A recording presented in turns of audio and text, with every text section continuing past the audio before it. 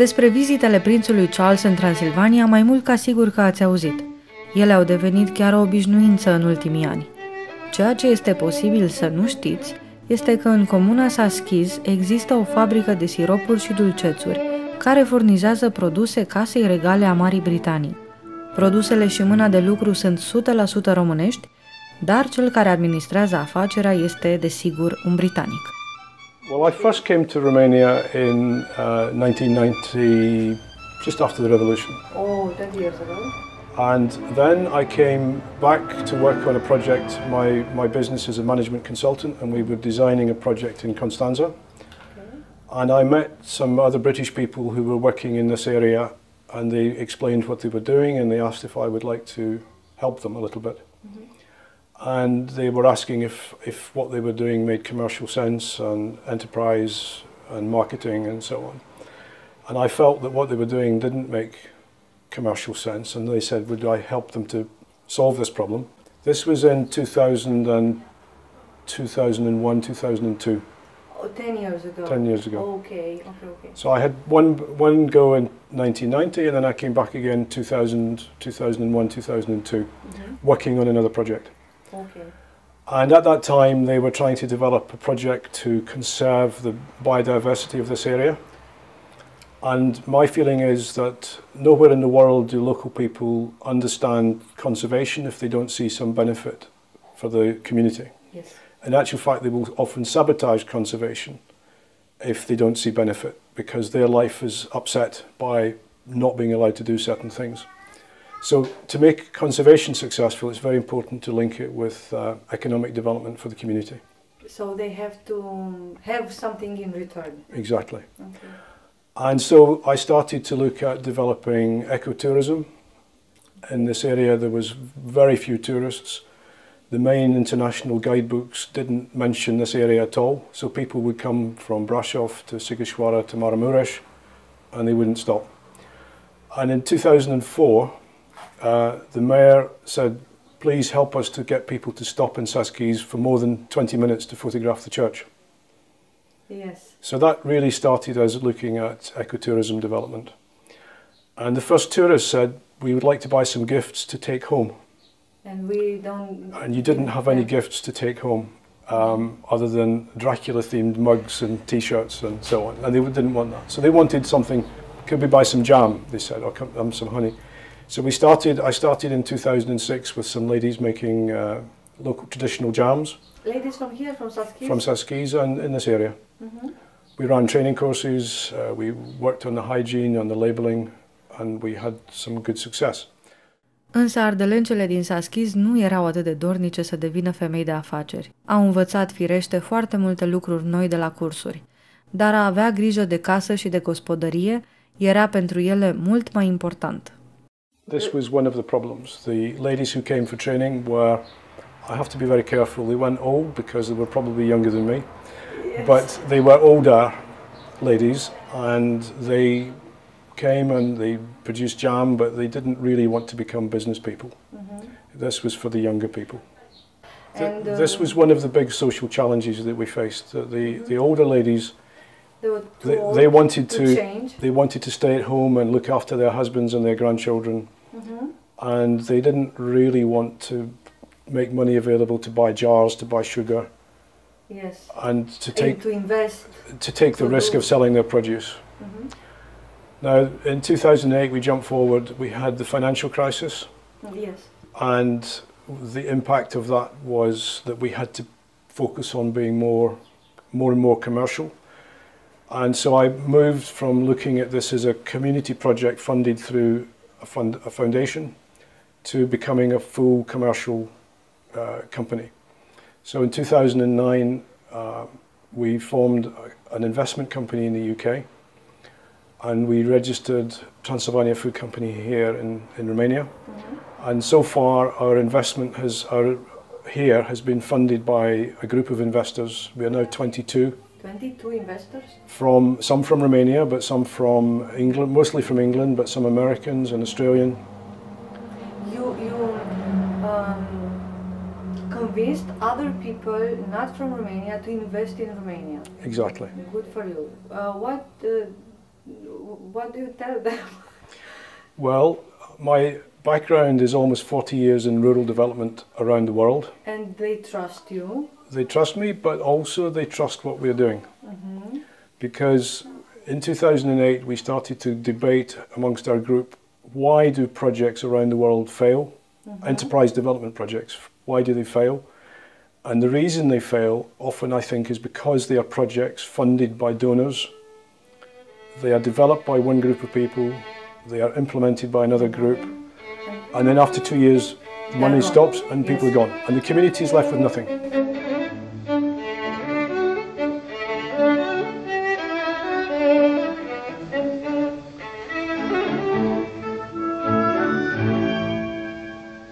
And one of the issues we discovered here in Romania and in Eastern Europe generally was that the quality of the food that the ladies produce for their family is fantastic. Okay. The ingredients are fantastic, the flavours are amazing. In fact, part of this journey started with your then Minister of Agriculture promoting the quality of Romanian tomatoes to the Prince of Wales in 2004. And that really brought into focus the amazing quality of the tomatoes from Romania, but they're not available in restaurants or in supermarkets. Because they don't... they are produced by small producers and they're not registered. So we end up having a salad in Romania with tomatoes from some imported place. If they went to a market in Bucharest, they would, it is only customers, and the quality would be less. They would be thinking more about making some money. Yes. And there is the difference. The quality at the farm level, at the village level is very good, but by the time it gets to the market, it's not so good. So in 2007, I tried to start the farmers market movement in Romania. Okay. Now, a farmers market is different from a street market because street markets tend to be traders. It tends to be, often the produce is imported, and often you don't know where it comes from because they move it from different boxes to, and so on. So I started a farmers market movement in Bucharest in 2007, and we had the first one in December. It was snowing, and we had 10,000 people turn up. My God. And the quality of food was fantastic because we'd selected the producers to be there. We'd given them training on how to present their food, and everything was fantastic. What's the specific of this kind of market? Farmers market has rules. Yes. And it specifies what kind of produce can be there. It has to have a connection with the producer. So the farm... Provable connection. You have Approvable. It has to be the producer who is at the market. Okay. Because if as a customer you want to know about the provenance of your food, the person in front of you is the one who's made it. So it's all about connecting the consumer with the producer. Directly. Short supply chain. Unfortunately, this idea became hijacked in Romania, and people saw markets as a way of making money, to organize a market, not as a way of giving producers access to consumers. And unfortunately, it is no more. Produsele tradiționale devin din ce în ce mai căutate. Asta cu atât mai mult cu cât în alte părți ale lumii ele au dispărut deja. Romania has the most amazing ingredients, but they have to be transformed into safe food for consumers who are often many kilometers away. And the opportunity for niche products from Romania, I think, is huge. We have a lot of products. Which are very good, but they have to be marketed to the highest of quality. So you can trust them. You have to build trust. Yes. And there is another category of consumers who will travel sometimes many hundreds of kilometers from a city to producers who they can trust just to buy some eggs or a chicken or some cheese, because they can trust the quality and the provenance of that food. And they like the taste and Now, they want it. Exactly. So there is a demand, there are producers, there are consumers, but they are not connected. So going back to the challenges of working with the ladies, one of the problems we had was they all had different views as to who produced the best jam. Okay. And we said, but we've studied the market, and the market opportunity is for traditional jams that are low sugar. Yes. Just fruit and sugar, nothing else. And some ladies wanted to put other things in the jams, and To be creative with the jam. to be creative and to tradition. Some ladies wanted to put aspirin in, for example, as a preservative, which is not good. Yes. So we tried to get the ladies to come in to produce, and we tried to maintain quality. We have customers, as we've mentioned, who want to trust our product, so they want the product to be of a similar quality each time. So what has emerged is that I now employ people to make jam to the recipes that we have developed based on traditional recipes. Okay. And we buy local fruit if we can get it.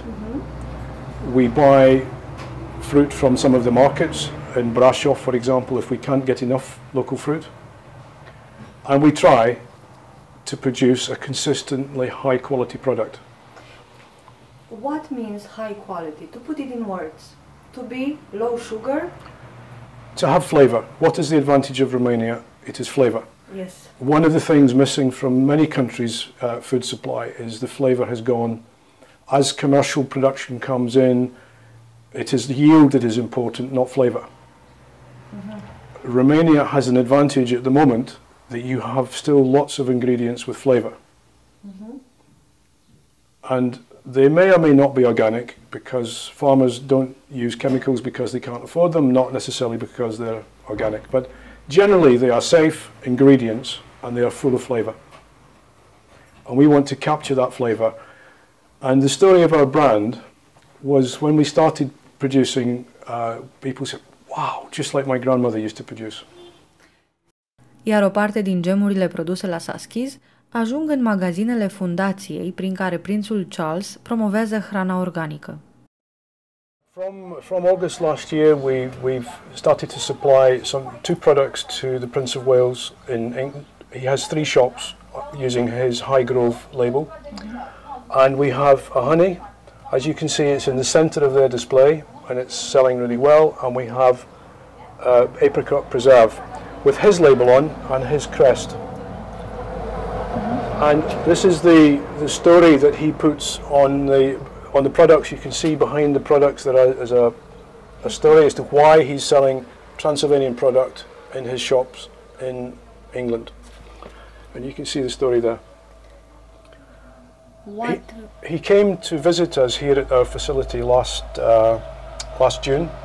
Just 2 days after he finished the Jubilee celebrations, he was here in Saskiz, and he spent an hour going around our facility, tasting our products, and hearing about the story of the impact that we're having in this area. What's his favorite? If you are allowed to say. I'm not allowed to say, but Okay.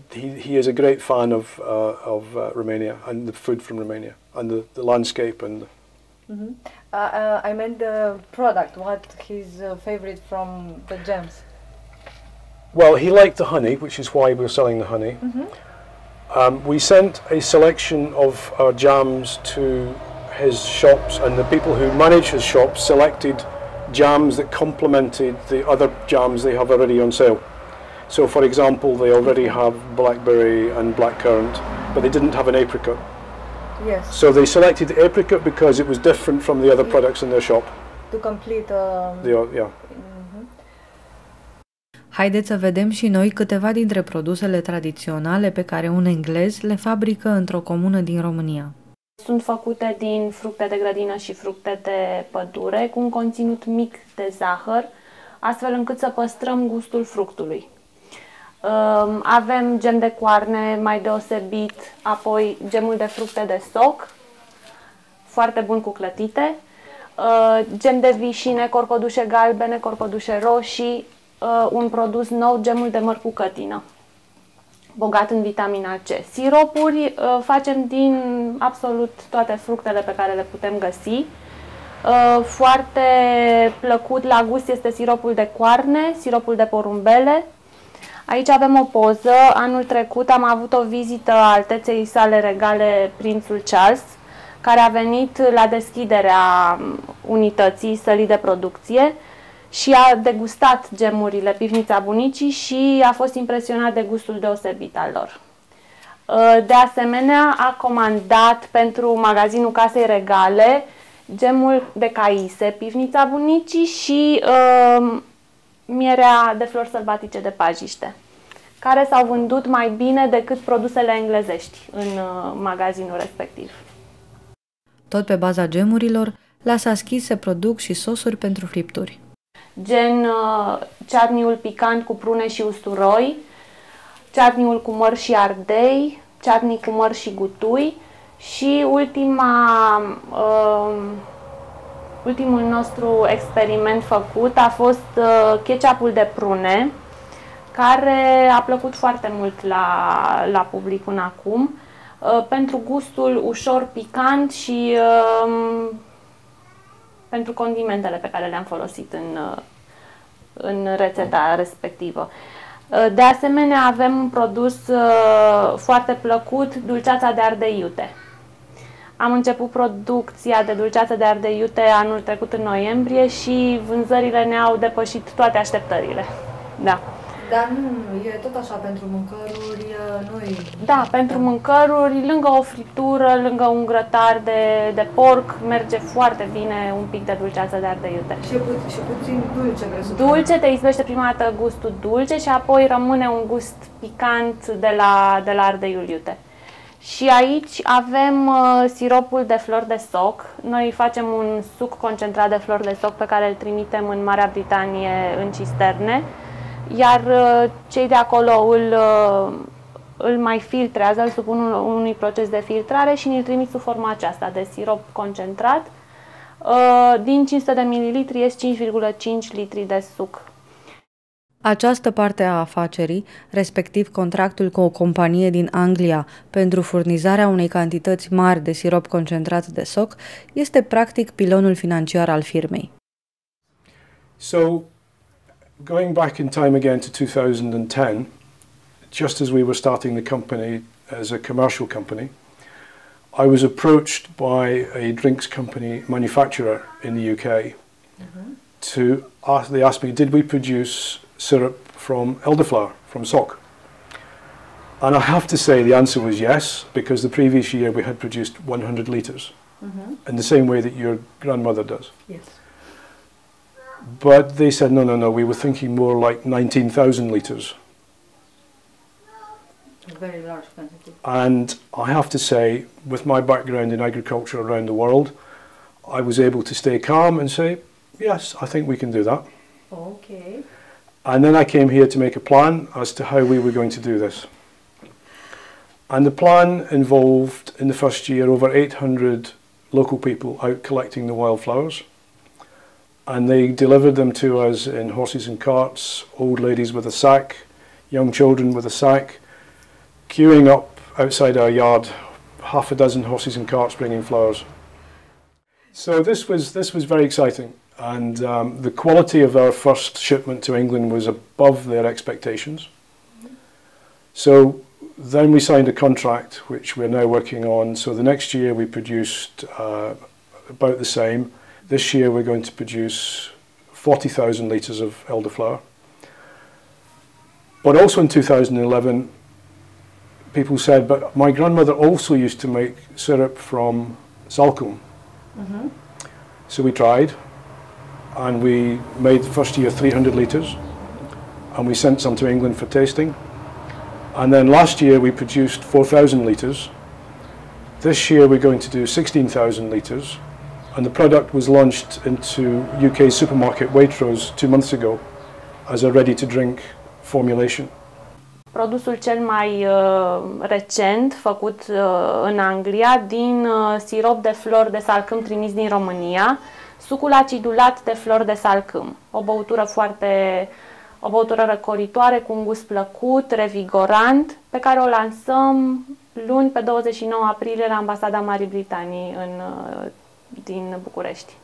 A fost o rețetă, sau mă rog, o propunere făcută de dumneavoastră și pe care o primit? Da, am trimis acum 2 ani în Marea Britanie 40 de litri de sirop de salcâm să vadă ce părere au. Anul trecut ne-au cerut 3000 de litri, putând să facă acest suc acidulat, iar anul acesta vor o cisternă ca să facă și siropul de floare de salcâm. Da. Afaceri pe scară largă cu sirop concentrat de soc. Ar putea părea o glumă, însă felul în care a fost planificată creșterea ei și mai ales faptul că s-a și întâmplat, este un exemplu despre cât de în serios pot britanicii să ia o afacere, fie ea și cu flori de soc. Now that is one side of our business, which is really quite large scale. Last year we had 1,300 people out collecting flowers. This year we'll have about the same. But by 2015 or 2016 we might have 3,000 or 4,000 people collecting. Okay, but there are so many flowers around. Huge amount. So not the flowers are the problem. No. Okay. But one of the other things we are want to talk to farmers about, in England they don't collect from the wild anymore. They have plantations as a horticultural crop. England. Okay. So what we are suggesting to farmers here in Romania is that you can consider this as a crop, horticultural crop, rather than a weed, and you can diversify your farm. And Plant the trees like an orchard. And make some money. And make some money. One of the challenges that we have in development is that many around the world, I'm talking about worldwide things, not just Romania, is that organizations claim to have an impact, but they can't prove it. So they claim that they're having this impact on the community, but they have no statistics that can be verified. So what we've set out to do from the beginning is we selected some indicators that we can verify from our records to say this is the impact that we're claiming we have, and if you want, we can prove it. So we've started with the big side of our business. We're not talking here about the artisan stuff. We've made a big investment. We started in 2010 with 2 employees, and we had seasonally 825 people collecting. We bought 13,318 kilograms of elderflower, and we paid cash every day to the people collecting. So we put this amount of money just on flowers into the community. Then in 2011 we went to 4 employees, but we had just over 1,000 people picking. And we pay a good price, we pay cash, but only for quality. If the quality is not there, we don't buy it. And that year we picked 19,000, almost 20,000 kilos of flowers. Last year we did 27,000. This year we're hoping to do 40,000. And by the time we get to 2015 or maybe 2016, we'll be up to 100,000. Now, some of this will come from wild collection, but by here I hope we will have some farmers already growing. The business environment can be very difficult. Yes. But I have investors who require financial information as investors. I have a UK customer who comes to audit our facility 3 or 4 times a year. So we need to maintain international standards. I was debating with my colleagues in England about why do projects fail, and we concluded that what we should do is to put into practice what we've been advising people all around the world to do for the last 40 years. So we invested in your own idea. In our own ideas, to be able to demonstrate to the world and to ourselves that it can be done.